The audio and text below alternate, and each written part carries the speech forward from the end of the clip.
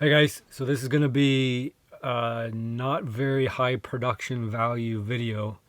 I am almost out the door to Texas, so I thought I would do one last Tuesday video just to kind of address some things that have been going on.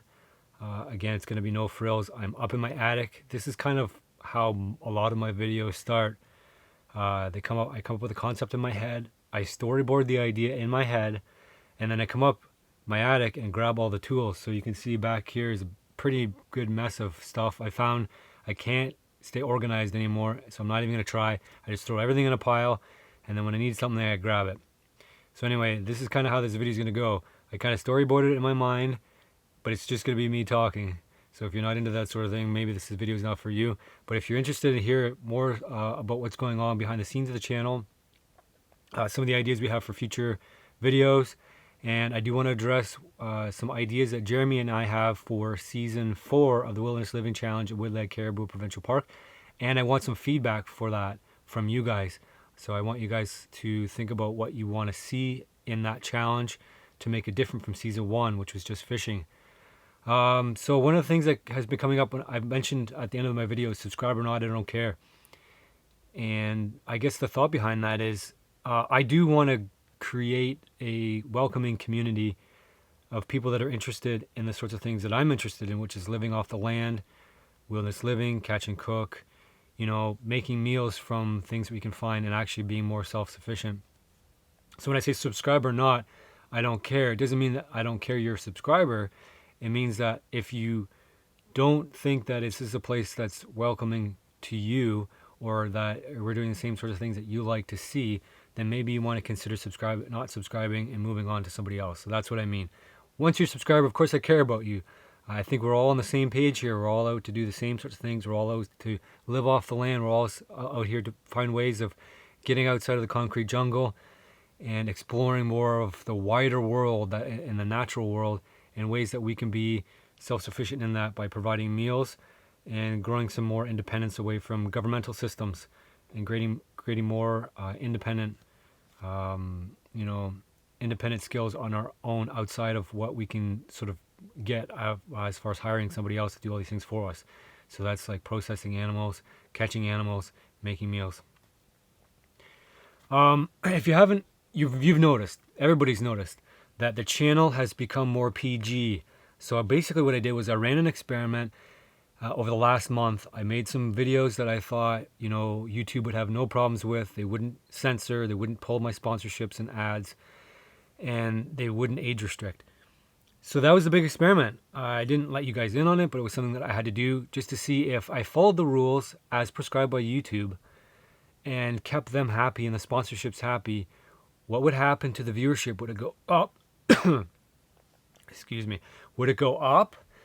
Or would it go down, or would it stagnate and continue as it has been? Well, I think the numbers are pretty clear. The channel has been going a little bit backwards as of late. By keeping the content PG and clean, we've lost the core audience that we've come to, or the core meaning, and so we've lost the core audience in the process.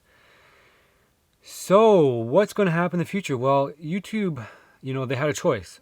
They could support what I was doing, which was more PG, and promote the videos, get them out there.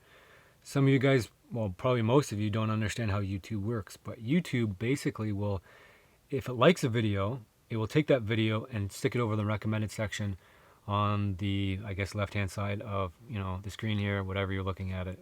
It's on the right-hand side as you're looking at it. So the recommended videos on there, those are videos YouTube likes and wants to promote. So the idea was, if I made PG related content, I wouldn't get censored, I wouldn't get age restricted. And if you don't know already, an age restricted video does not get promoted. I've had viral videos that suddenly went age restricted, and they went from 1,000 views per hour to like 10 views per hour to like 1 view per hour. Age restricting a video is the death knell of a video. It just never gets seen. Not suitable for all advertisers is kind of a degree of that. It'll still kind of get promoted, but not at the same level as a video that has full sponsorship ads. So you might say, well, screw YouTube, do whatever you want. You can't screw YouTube and do whatever you want unless I have 1 million subscribers and 10% of those people are going to watch it. while I'm still in the growth phase, I have to basically do PG related content to a certain degree, or it's not gonna get in front of people. I won't get new subscribers and I won't get the views. So it's, as you can see, it's a complex problem, but at the same time, it's very simple. In order for me to get promoted, I have to make PG related content so that it gets recommended. Conversely, you guys can take over the job of YouTube and promote me. But I don't see that happening just because that's human nature. People don't go around, promote. You can't, have 5,000 people just promote my videos constantly, without any compensation. YouTube is being compensated for the videos they promote because they're a shared partner and a shared partnership. So if they can put full ads on one video and they've got ads pulled on another video, what video do you think they're going to promote? It's pretty simple. They're a business and they're in a business to make money. And unfortunately, if I want to make money and I want to continue growing my channel and making it self-sufficient so that it doesn't cost me money, remember guys, there's a lot of these things that cost a lot of money to produce. My time is just one thing. There's also lots of other expenses that you don't realize besides just shooting a video. It seems simple, but it actually is very, very time consuming to produce the sorts of stuff that people want to watch. I can shoot PG related videos in my backyard till I'm blue in the face. Doesn't mean you're going to watch it. And if this channel is going to survive, it needs numbers.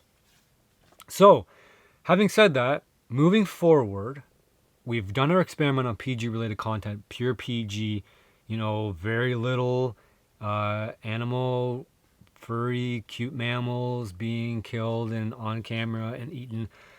But the viewership dried up. So we're going to go full blown in the opposite direction.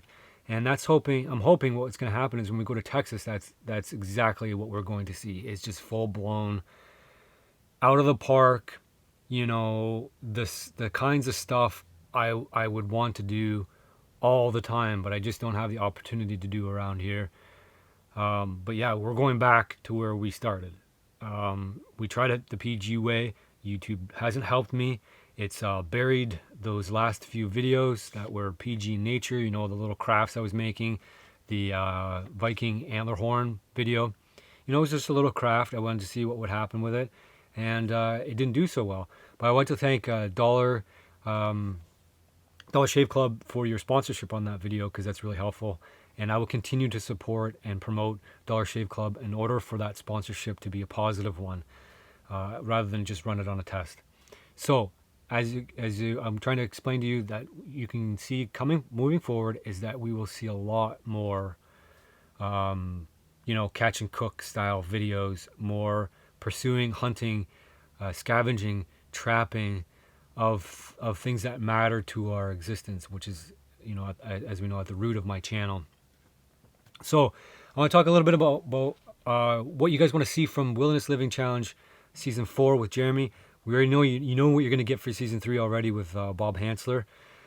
Season 4 will be back in Canada. We're going to be going way up north, 22 hours north of here, to Woodland, Caribou Provincial Park. We're going to get flown into a lake, and we're going to be back in time. And I say that back in time because we're going to be hooked up with resources, fish, in lakes that are seldom fished. So these lakes are going to be teeming with fish, chock full of fish.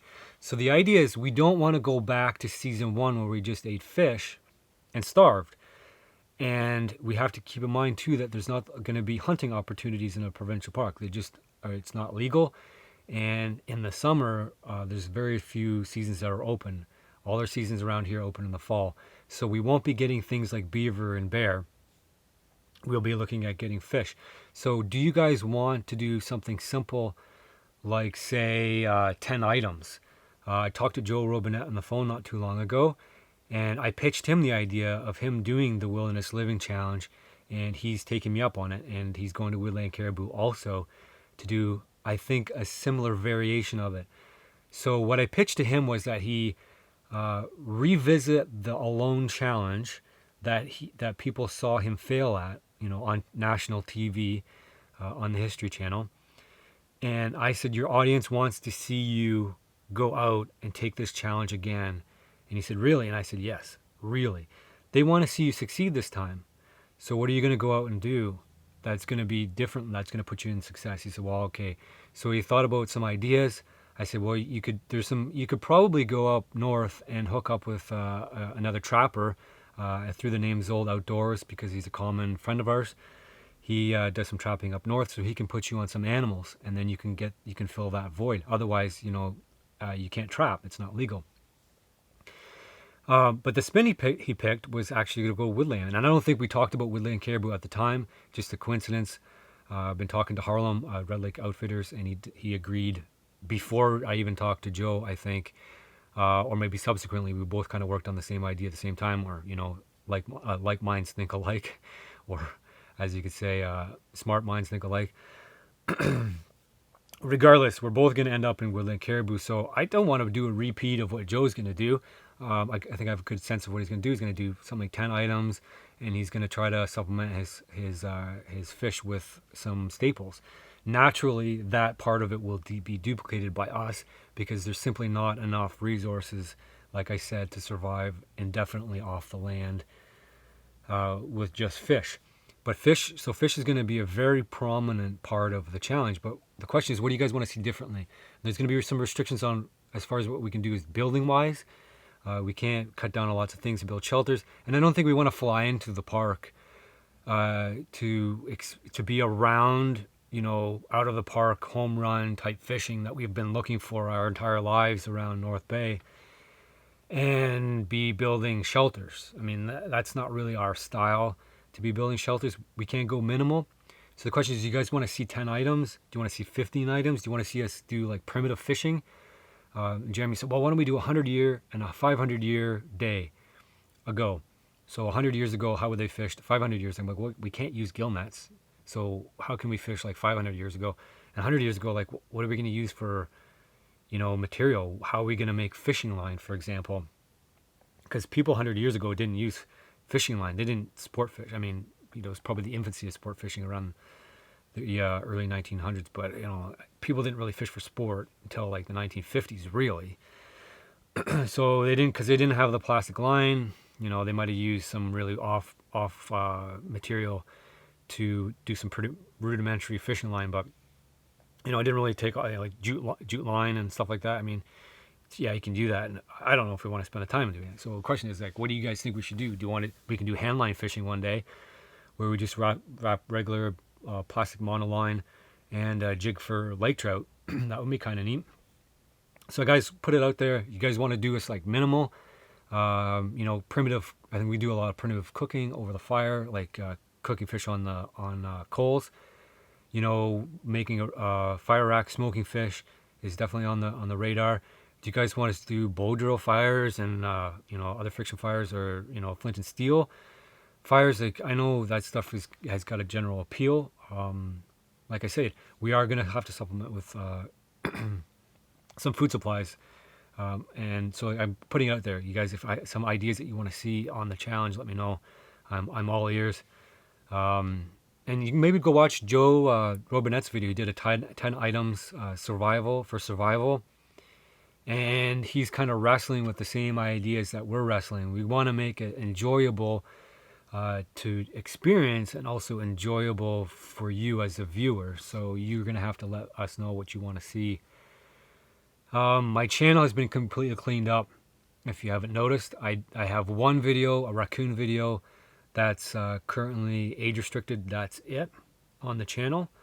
I haven't moved that over. All the other videos have been moved over to an unlisted, age restricted, completely 100% hidden from anybody, unless you have a link. So you got to know somebody to know somebody. So thankfully, you know me, and you can get the link to the unrestricted, unlimited, no ads YouTube channel. And from then on, I'm going to put all the skinning and gutting videos there. YouTube won't let me put ads on it. If they put ads on it, they'll give me a strike, especially if I'm doing it on purpose to try to mess around with them. So there won't be any ads on that at all. But I think it's important that we share this information. You guys have made that adamantly clear that you want to still see it. And probably the minority of people want to see it. The majority are here for the storyline and learning the skills. But part of the skills, the harder to stomach skills, let's say, will end up there. I will provide that link. The channel's called The Men with the Edge for obvious reasons. I think probably you know, in light of what Jordan Peterson's talking about, you have to have an edge, and I've talked about having an edge before, about how you have to be a little bit of an ASSHOLE, which people are still not understanding. And there's always a person comes in and says, I don't think you need to do that. You do. You have to have an edge, okay, guys? I'm not going to give up repeating that. If you're a man, you'll have an edge. You're nobody. Develop your edge and start using it. And for me to ignore what YouTube's telling me to do and find that back door is me maintaining my edge, its sharpness, without having to flaunt it for everybody else to see, who don't want to see it. The majority of people just don't want to see it, and you can see that in the numbers. That channel, if you come through my channel and take the effort, you can find it. So we'll keep a close eye on what kind of numbers are out there as far as people who want to jump from, say, just eating a snake or an armadillo to actually gutting and preparing the armadillo or the snake, or killing it. That'll be up to you guys. Use your discretion. You have to be over 18. You have to be signed in order to be able to see the channel. Otherwise, you're not going to see anything at all. Behind me, I want to talk about a few things. We have a big pile, my big haul of maple sugar. If you guys are looking behind me to try to pick out items, we got the Groman knives back here. If I look over this way, I got Zach Fowler, who sent me a t-shirt over here. That's the red beer, if you think that's a good logo. And why I didn't do the red beard, it's a little bit for that reason, because Zach's already doing it. That's some maple syrup here. This is last run of maple syrup. It's jet black, I guess you could call it. Last run darkens so much. The start of it's amber. Here's an example. Here's an example of sugar. That's the beginning. So I mean the maple sugars or maple syrup's about the same thing. This is syrup, sugar. It's at the amber color. And I want to compare it to the last run of sugar. Look at that difference. So that's a bag of the last run of maple sugar compared to the first one. You can see how it darkens up. You can do some research on that. I don't perfectly understand why it turns darker. It has something to do with the stuff in it. As the season goes on, the bacteria break it down more because it gets a little bit hotter. It affects the taste a little bit. I might have burnt this, but my wife and son both find it tastes more like molasses than the sweet sugar down here. In all, I don't know if you can see, but there's 1, 2, 3, 4, 5, 6 bags of sugar. 6 bags total of sugar. That's 20 pounds. I gotta make sure it doesn't fall over. That's 20 pounds of sugar I made this year. That'll go a long way, wouldn't you say? I mean, you could probably live off that for a month. So that's a pretty significant return on my investment. I will say that I did most of the work on the fire, and I brought it on a slow cook on the stove once it gets to a certain point where you don't want to risk spoiling it. So that's the output. And I didn't just get this amount of syrup. I probably got 4 or 5 liters of syrup on top of that. But the syrup doesn't store as well as the sugar. This stuff will store pretty much as long as sugar stores, and definitely if it's dried out. This is not super dry. I will put all this stuff in the freezer. It just prolongs its shelf life. What else we got here? Somebody was asking me about my char cloth. I'm not an expert on char cloth, so I don't feel like I can speak to it. This is a cotton, 100% cotton.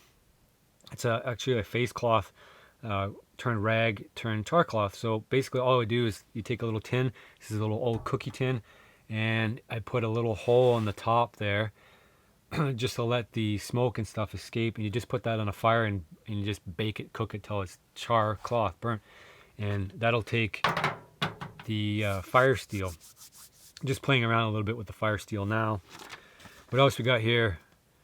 Syrup sugar, we got to talk about that. Thanks for sticking with me. I know the channel is going through some changes, and you're probably noticing that. You guys were very kind with the Viking Horn. Go watch the Viking Horn. Give Dollar Shave Club your support. They've gone out on the limb, and I told them I was running the experiment, and the numbers were down because I was doing it, and they supported me anyway. So I feel like I should continue to shout them out. You know, any company that will look at what we're doing, which is completely not politically correct at the moment, or possibly ever, or certainly not in vogue, and will support you anyway, is a company that, you know, has got some BALLS. You know, they've got an edge, so to speak. Pardon the pun. So go support them. You guys buy razors anyway. Sign up for the club. Use the tracking URL, because every every sale that goes through that URL is linked to me, and then they decide if they're going to run another sponsorship with me. And basically how it works is they pay me. They pay me to run that ad on that video. And it's a lot faster way to make money on YouTube, I'll tell you that. And it's a great way that I can expand my wings. There's another topic, before I wrap it up, on the gender issues thing, and people aren't taking it well, by and large, and that's kind of understandable. We're taught from a very early age that, whatever a boy can do, a girl can do better. I mean, I remember that when I was 7 years old, hearing that. I think it was just kind of starting then, and it didn't kind of strike me as very normal thing to say then, and it still doesn't. But boys and girls have different interests. I don't really want to get into it again. I kind of think I've said my piece. I think all you have to do is look at the numbers. Like 95 up to 97% of my viewership are men. And I do the cabin build, and you know what? Fascinatingly enough, some of the women started watching again because the channel was like not interesting to the female audience. It's still not terribly or tremendously interesting. I think the women that watch it are interested in watching masculinity, generally speaking, and they're not getting that in too many places anymore. They're kind of getting a whitewashed version of a man, and it gets boring after a while. Like the content, when I tried to PG up the content and PC up the content, it got boring. It wasn't interesting to a masculine audience, and I think that just tells me I just got to go full into and it just kind of put my masculinity on display. And if you guys don't like it, that's fine, because I continue to do it anyway. The camera turns off and you guys don't see us gut a beaver, it still happens. I mean, we ate that beaver and we had to skin it and gut it first. And by the way, that video is up on the Man with the Edge channel, unlisted, so you can go look at it if you want. It's it's compelling footage. It's something you need to get used to if you're in a SHTF scenario. If you want to live off land, you got to get used to it. If you guys want to put together wild meals, you got to get used to it. And it's not a pretty, it's not normal, it's not pleasant, but it's something you have to get through. I don't know if I want to get into this too much, but because it's political. I don't have a problem with anybody. I voice my opinion, I throw it out there, but individually, I don't care if you guys hunt or don't hunt. I don't care if you eat meat or don't eat meat. In the individual level, I support happiness. If you're a girl and you guys want to go out and hunt and gut things, you know what? Come with me, because I don't really want to do it, to be honest. And if you want to take over that job, I'm more than happy to give it to you. I'm not going to beat my chest about how masculine, my masculine prowess. Because I don't care. I just want the job done, and I want, part of the job done is just being happy overall. And I can see a lot of you guys leaving comments looking for your happiness and finding it, because you're starting to go out and do things that, your instincts are telling you to do. So if you're a woman and your instincts tell you to go out and pursue game and hunt and fish, I got no problem with that. So anyway, that's my thoughts on it. I'm not going to probably bring it up too much anymore. I'm just going to right now I'm going to encourage men, and women to express their outdoor instincts and go out and do those things that make you feel connected to the world around you. So anyway, I guess I'll catch you. I have videos going all the way through the Wilderness Living Challenge Season 3. I'll launch probably a couple weeks after I get back from Texas. I'll be on rush edit to try to get that stuff done. Bob Hansler has done a ton of work to get ready for this. So I think you guys are going to be happy. I'm probably in the middle of it right now as this video airs. But yeah, I'm really looking forward to it. And I think Bob's a really stand-up guy, and he's had a rough go. We talk about pushing through things, and Bob's really pushed through his difficulties, and he's got a lot harder than some of you guys out there, trust me. And he's continuing to go. Cheers, guys. Till the next time.